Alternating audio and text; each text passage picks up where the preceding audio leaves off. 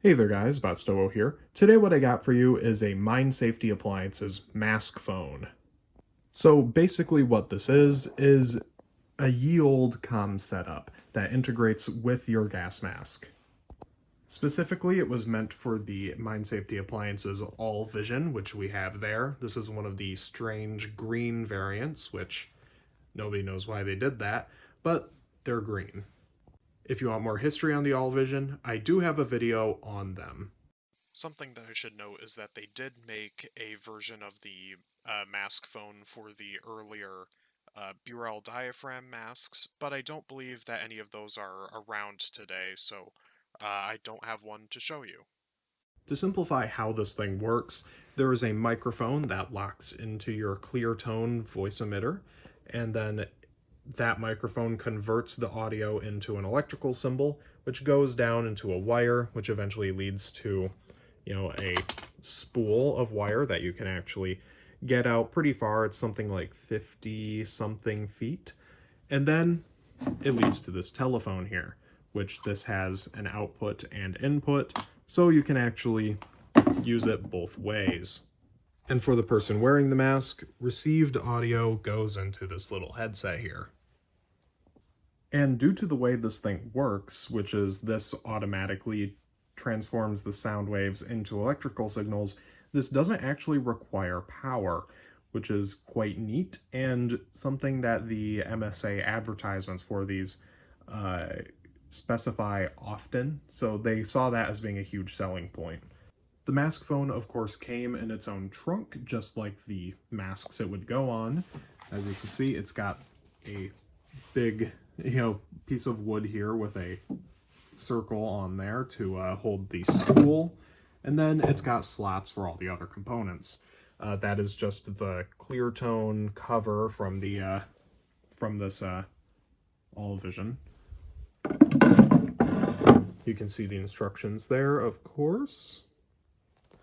And there's the lid. So I will actually show you how to take this thing off. Putting it on is pretty much just the reverse. First off, I would disconnect the two-prong connector here. This, of course, leads down to the, that just fell over, to the spool. Then you take apart this headset, really. It's more of a head harness that just holds these earpieces. And these are just snap fasteners, and they just fall out like that. They just fit loosely inside of there. The other side is, of course, exactly the same. Damn it. But, as you can see, it's just this rubber earpiece, really. And there's the inside of the pocket there. It's really just a couple of straps that hold it in place, and a hole cut out so you can actually hear. Here is the rear of that head harness. Sadly, it's got some damage here, just that strap is ripped. It says on there, Mine Safety Appliances of Pittsburgh, Pennsylvania. So then you just take this head harness off, you pull it to the front because it does have a little chin strap there. And now that it's off, I can show you the inside of the headset as well as the chin strap, which is adjustable. Now you're essentially just left with a tangle of wires. Here's that headset.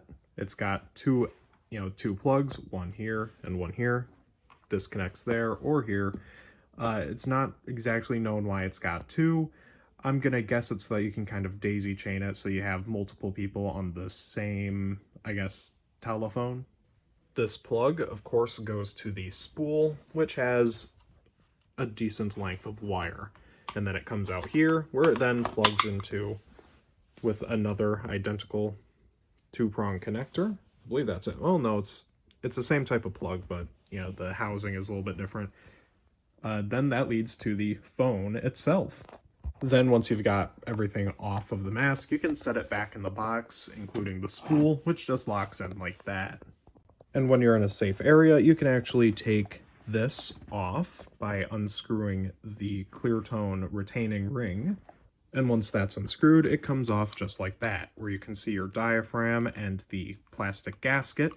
And this whole assembly is two pieces, but the threads are free floating. And that is its own unit. And you can take a normal clear tone guard, get it back on there, and thread it. These things had some utility for firefighting as well as other industrial areas. So here's a nice little advertisement from, I believe this is a fire engineering magazine. I'll just pan past this real quick so you can read it. And it seems like they had some sort of like longer spool available for it because, you know, with the 50, 60 feet that you've got on the normal one, I don't think you're going that high up. Unfortunately, due to this thing's age, the audio quality is not great and the volume is very low, so I can't really get any sort of demonstration for you. Apologies for that.